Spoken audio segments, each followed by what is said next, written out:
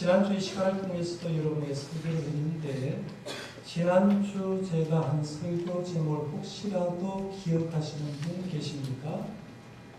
지난주에 예수라고 시작됐거든요. 예수 마니아가 되라. 정확하게 한 분이 맞췄으면 제가 커피 쿠폰을 드리려고 준비를 하고 있는데 자신있게 대답한 사람이 좀 대체적으로 다 맞췄습니다. 지난주에 예수 마니아가 되라는 설교를 했는데 사도 바울이 가이사라에서 갇혀있다가 아리빠 왕에게 복음을 전할 기회를 얻어서 복음을 전했더니만 데스도 총독이 바울에게 바울아 내가 미쳤다라는 말을 했어요.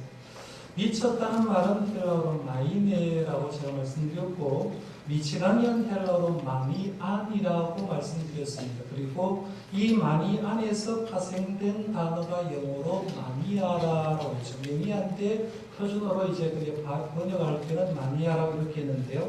마니아는 어떤 한 가지 일에 열중하는 것, 열광하는 것, 무엇에 대한 광적인 열심을 가지고 마니아라 한다라고 말씀드렸습니다.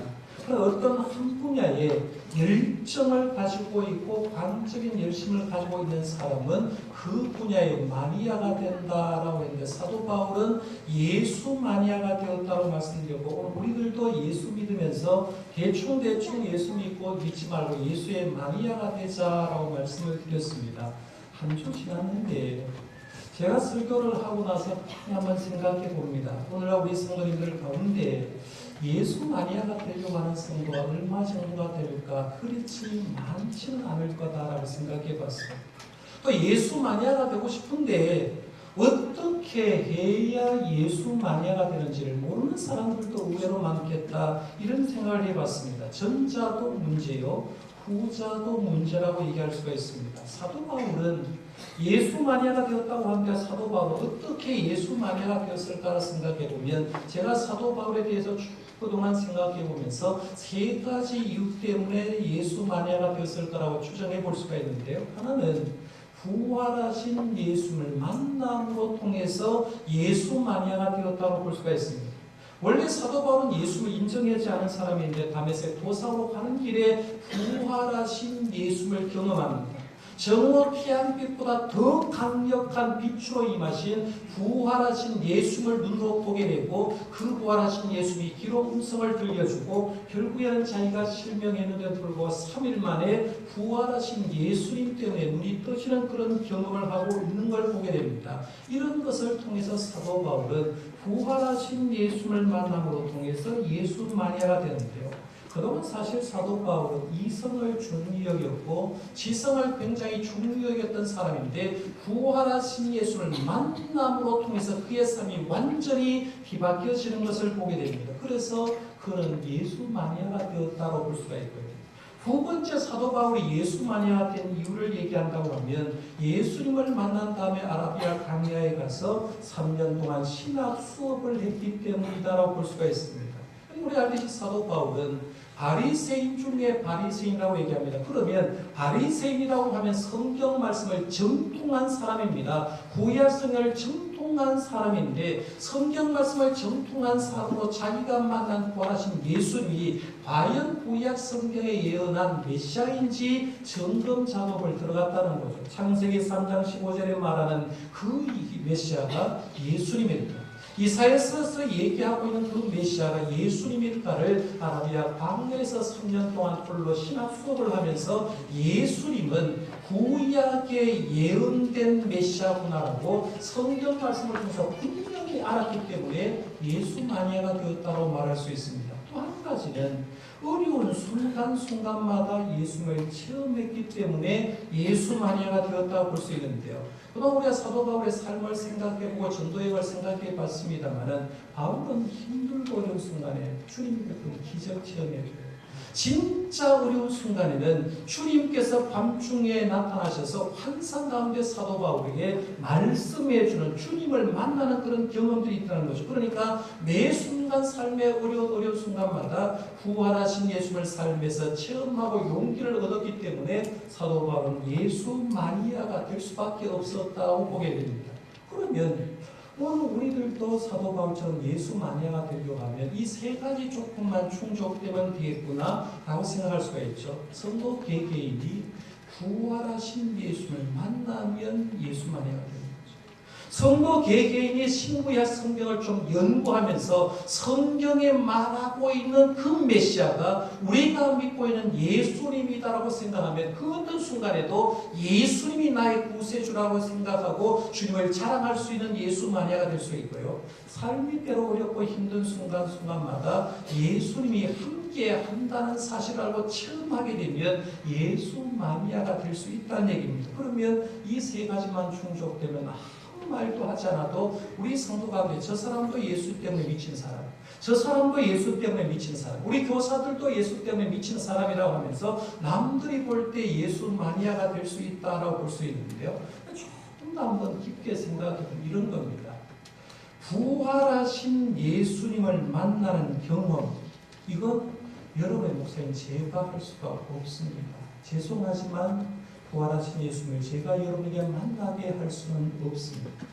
삶의 어려운 순간순간마다 예수님이 여러분의 삶을 개입하고 문제를 풀어줘야 되는데 그것도 저는 여러분의 목사지만 할 수가 없습니다.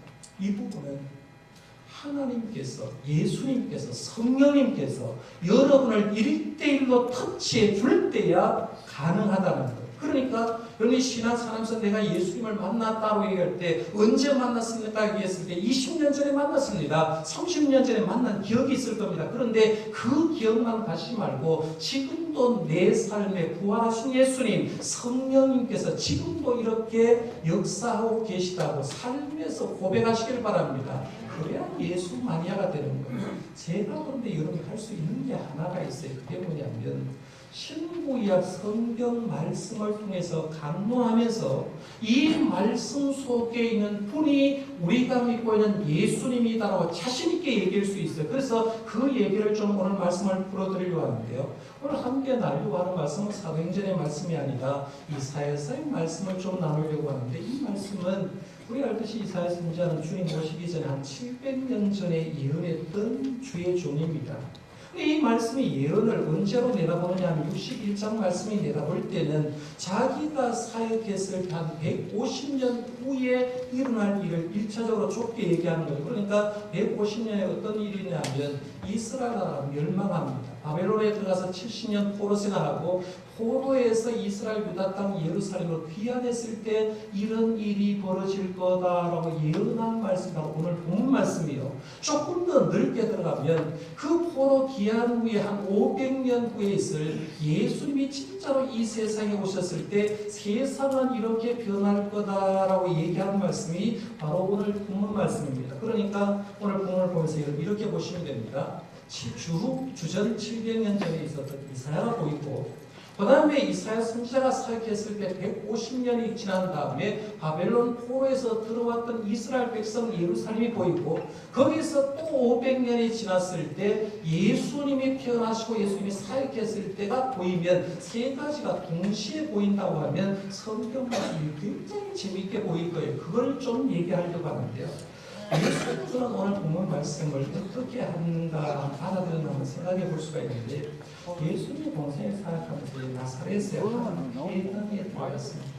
회당에 들어가서 회당장에 일하는 사람이 성경 말씀을 좀 읽어달라고 해서 성경 말씀을 달라고 했는데 이사야서를 달라고 했습니다. 두루마리 성경을 찾아왔는데 두루마리 성경 이사야 66장의 말씀을 가져와 쭉 펴서 어느 부분을 읽었느냐 하면 오늘 본문 말씀 가운데 1절, 2절 말씀을 읽었습니다. 이게 누가복음 4장 18절에서 19절 말씀에 주님이 이 부분을 읽었습니다.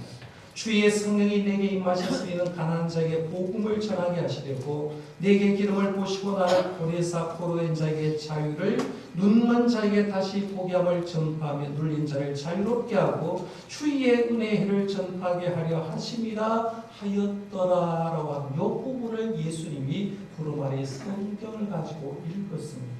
이 말씀을 읽은 후에 그러면 예수님은 어떤 태도를 취했는가를 누가복음의 저자 누가는 이어서 이렇게 말을 합니다.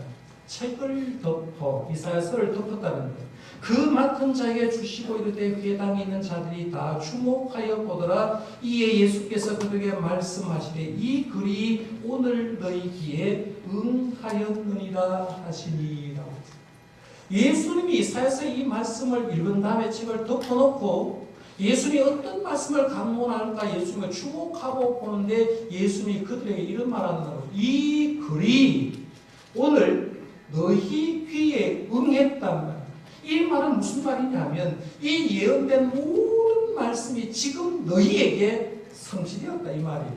그러니까 이 말은 이 말 속에 내가 구약에 예언된 메시아다라는 말을 간접적으로 주는 말이 이 글이 오늘 너희에게 임했다라고 얘기하면서 내가 너희들을 구원해 주려고 한 메시아다라고 얘기합니다. 그게 오늘 본문 말씀이 이사야 선지자가 주님 오시기 700년 전에 예언했고 700년 후에 예수님의 공생의 생을 차가면서 나사렛 한 회당에서 이 말씀을 인용했던 말씀입니다.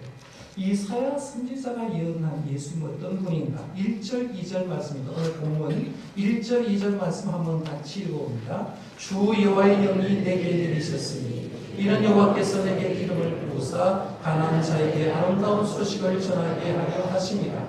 나를 보내사 마음이 상한 자를 고치며 포로된 자에게 자유를 갇힌 자에게 도임을 선포하며 여호와의 은혜의 도와 우리 하나님의 보복의 날을 선포하여 모든 슬픈 자를 위로하되 아멘. 이 말씀 1절에서 2절에 나오는 메시아가 오시면 해야 될 사명을 한 5가지로 정리해 볼 수가 있는데 예수님이 이 땅에 오셔서 하는 일은 가난한 자에게 아름다운 소식을 전한다 했어요.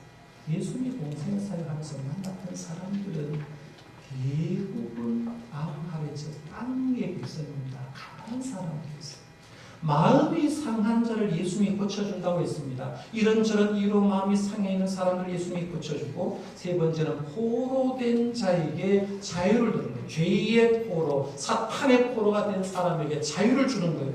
그 다음에 네 번째가 갇힌 자에게 모임을 전파하는 것이었고 다섯 번째가 구약시대의 희년처럼 완벽한 자유, 너희들에게 완벽한 평화를 줄 거다라고 하는 사역을 예수님이 했습니다. 제가 이 한 대목 가지고요. 한 줄 설계도 충분히 할 수 있는 내용입니다. 여러분이 너무나 잘하는 내용인데 저는 잘 아는 1절, 2절은 넘어가려고 합니다. 여러분이 이미 알고 있기 때문에 오늘 3절 말씀을 좀 집중해서 생각하려고 하는데요.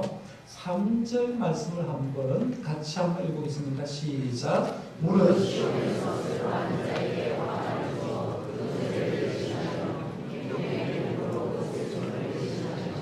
찬송의 옷으로 그 근심을 대신하고 그들의 의에 남은 꽃 여호와께서 심으신 그 영광을 나타낼 자가 일컬음을 받게 하려 하심이니라.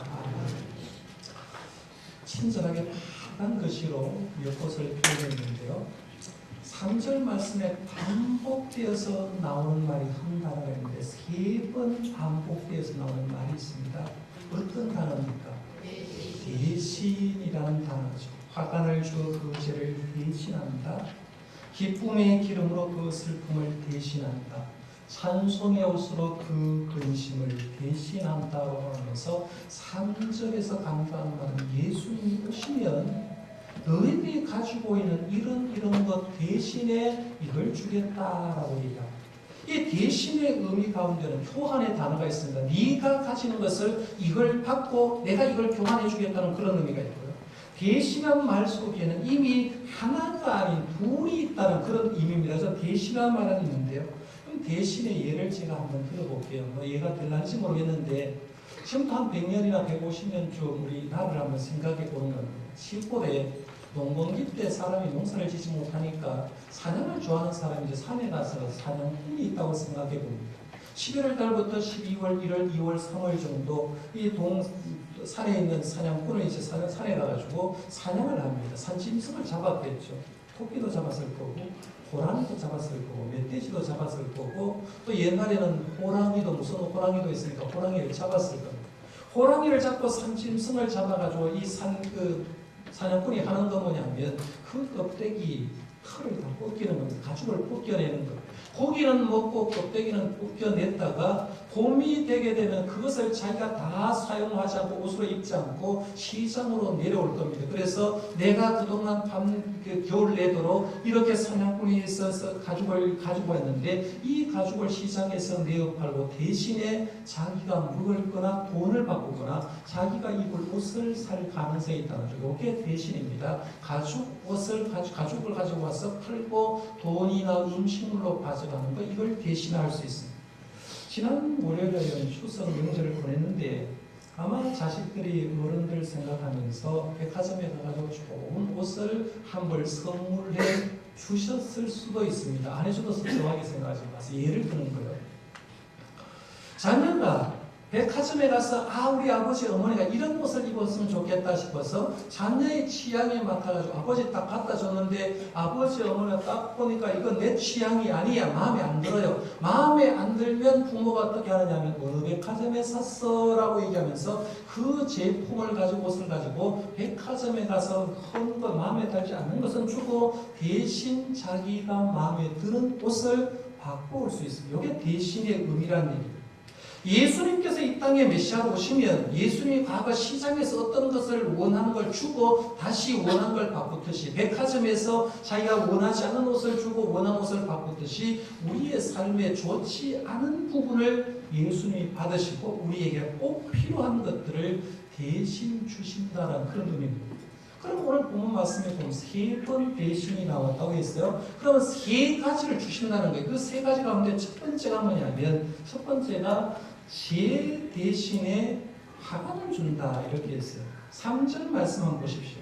무릇 시온에서 슬퍼한 자에게 화관을 주어 그 죄를 대신하며라고 했어요. 문제가 하나가 있어요. 요즘 중학생한테 죄가 뭐야 이렇게 물어보는 거죠. 죄가 뭐야 하고 물으면 요즘 애들 죄를 잘 모를 거라는 겁니다. 그렇죠? 옛날에 우리는 시골에 살아서 아궁이에 불 떼지 않습니까? 불이 활활 타오다가 그 불이 서서히 꺼지고 나머지는 그 많은 장작더미가 없어지고 나머지 한편하게 마지막에 남은 것이 죄입니다. 그렇죠? 그걸 죄라고 얘기하는 거예요. 여기서 죄라는 의미는 뭐냐면 고대 시대에는 재난 당할 때 가장 힘든 일을 할 때 이 죄를 머리에 덮어 쓰는 거죠. 성폭력 당했을 때 죄를 덮어 써요. 성경 말씀 잘 보십시오.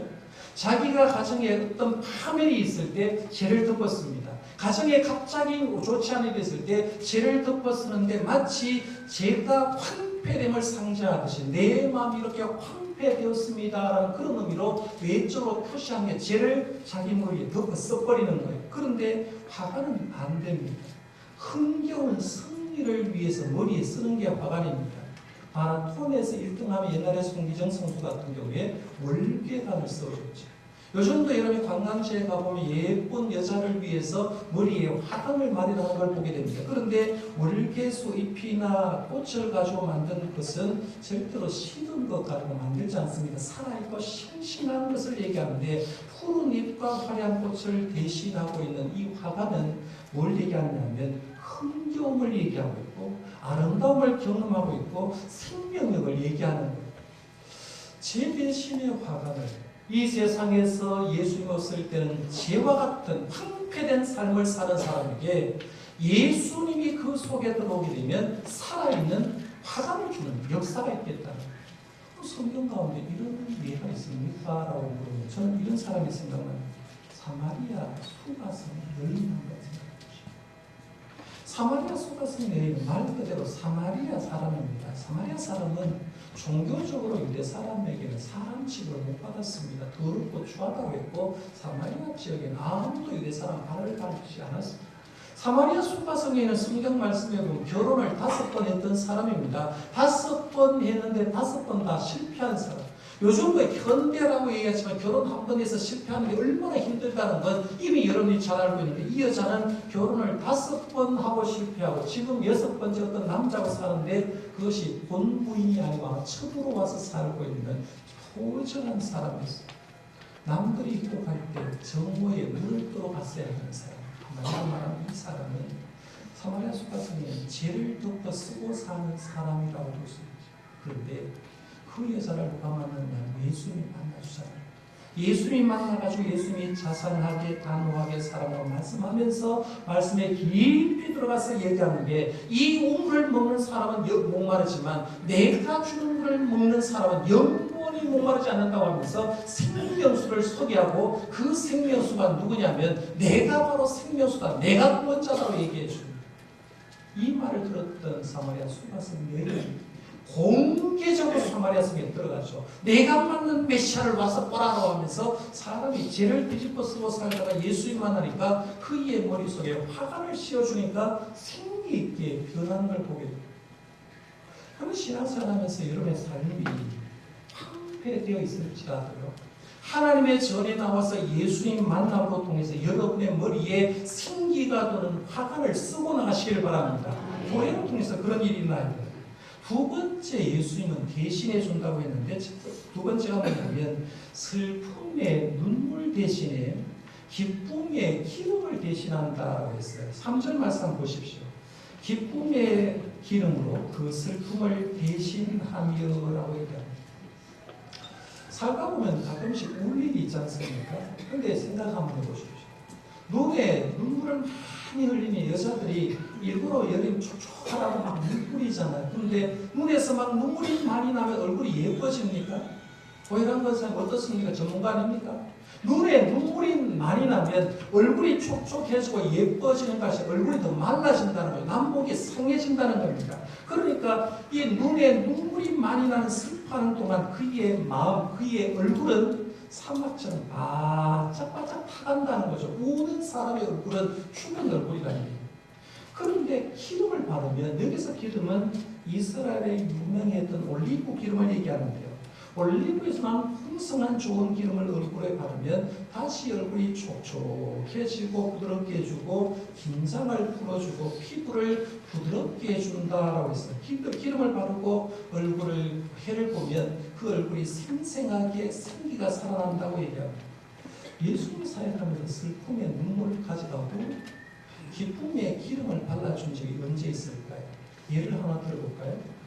누가복음 8장에 보면 회당장 야이로의 가정이 등장합니다. 회당장 야이로는 성경 말씀에 보면 12살 단 딸이 있었는데 딸이 하나밖에 없는 외딸이었다. 지금도 하나밖에 없으면 얼마나 힘들고 얼마나 소중합니까? 그런데 외딸 하나가 있는데 그 외딸이 12살 때 시름시름 병을 앓다가 죽기 일보 직전에 들어간 거예요. 죽기 일보 직전에 들어가니까 회당장 야이로는 체면 불구하고 예수님께 가면 고쳐준다는 소리를 듣고 예수를 만나고 성경 말씀 예수님 발 앞에 엎드렸어요. 절하고 주님, 우리 집에 딸 하나 있는데 죽어가고 있습니다. 우리 집에 가서 좀 고쳐달라고 부탁합니다. 예수님이 그 말을 응하고 회당장 야이로와 함께 회당장 야이로의 집에 가는 도중에 우리가 하듯이 12회를 혈루증 할 텐데 예수님의 옷자락 손잡고 고치고 이런저런 얘기를 하는 당에 지체하는 가운데 회당의 장의 집에서 사람이 와서 얘기합니다. 당신의 딸이 죽었습니다. 더 이상 예수님 괴롭게 하지 마십시오 라고 얘기합니다. 하나밖에 없는 딸이 죽었다고 했을 때 제 생각에 회당장에 그 순간 멍했어요. 우리가 급한 일을 당하면 하루 생각해서 멍하다가 정신이 딱 드는 순간에 하나밖에 없는 딸이 죽었다는 소리를 듣고 회당장이 아니라 남자였지만 딸 죽었다니까 펑펑 울었을 겁니다. 울면서 예수님과 함께 자기의 집에 갔는데 집에 도착해 보니까 집에 있는 모든 사람들도 통곡하며 울고 있습니다. 눈물의 바다가 회당장 야이로의 집에 가득하게 있습니다. 그 모습을 본 예수님이 거기에는 우는 사람에게 이렇게 말합니다. 울지 말라. 죽은 것이 아니가 이 아이가 잔다라고 얘기합니다.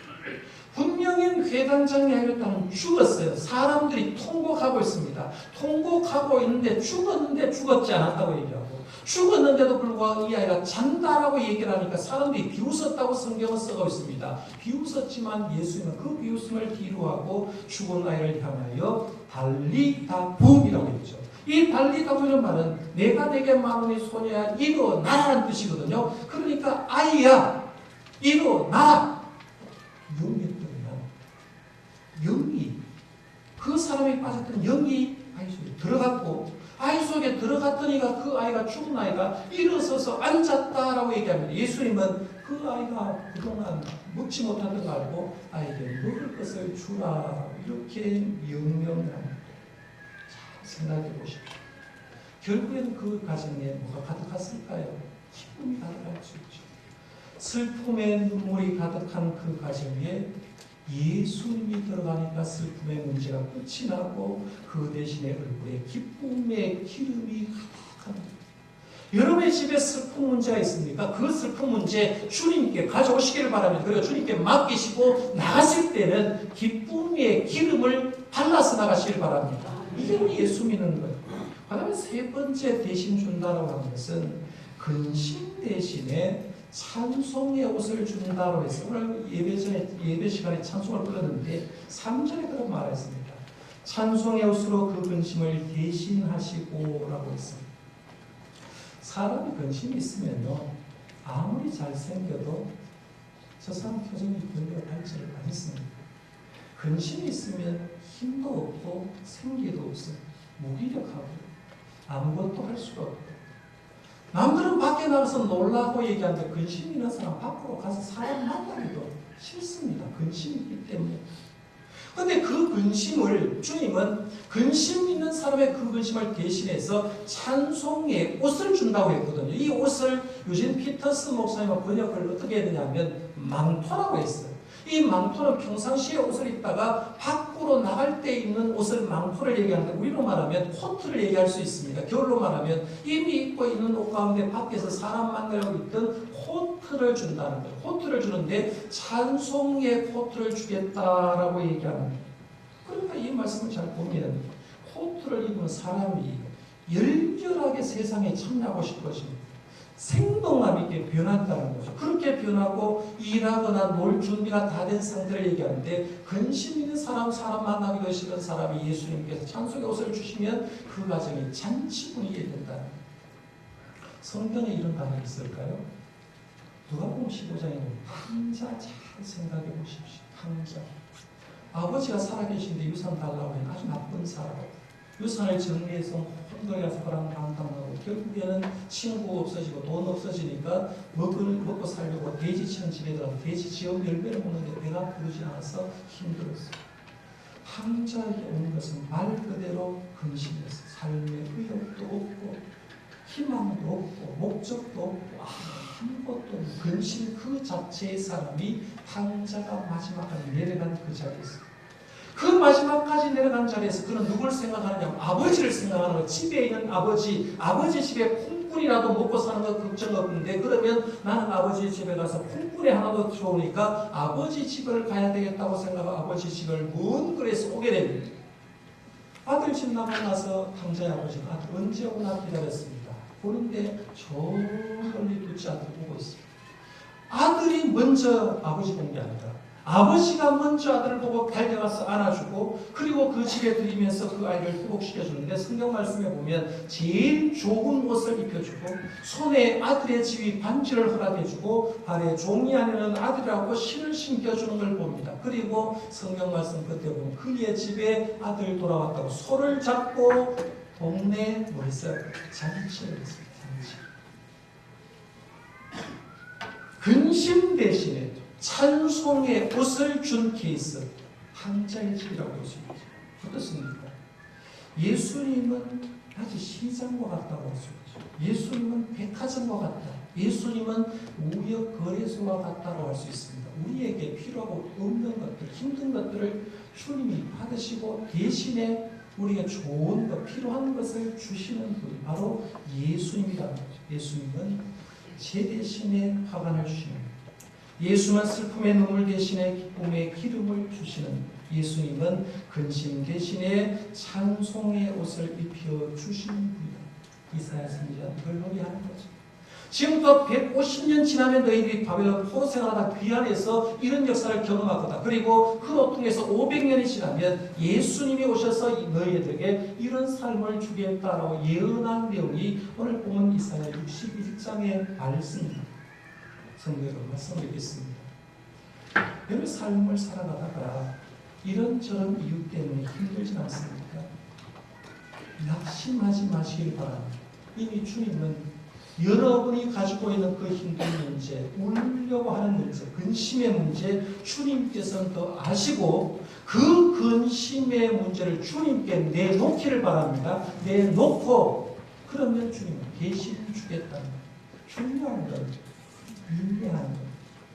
이사야 예언은 1차가 150년 후에 응답합니다. 2차가 그로 인해서 500년 후에 응답받았거든요. 그러면 우리가 이 말씀 가운데 느끼는 게 뭐냐면 지금도 하나님의 약속의 말씀을 의지하고 믿음으로 기도하게 되면 하나님의 때에 인내하는 사람에게 이런 축복을 주시는 줄 믿으시길 바랍니다. 제가 서론에 말씀드리면서 사도 바울이 예수 마니아가 되었는데 첫 번째는 부활하신 예수님 만났기 때문이고 두 번째는 아라비아 방에서 3년 동안 신약 수업을 하면서 성경 말씀을 확신했기 때문이고 세 번째는 자기의 삶에서 순간순간 주님의 임재를 체험했기 때문이라고 말씀드렸습니다. 그러면서 두 가지는 저는 여러분에게 해드릴 수 없다라고 말씀을 드렸습니다.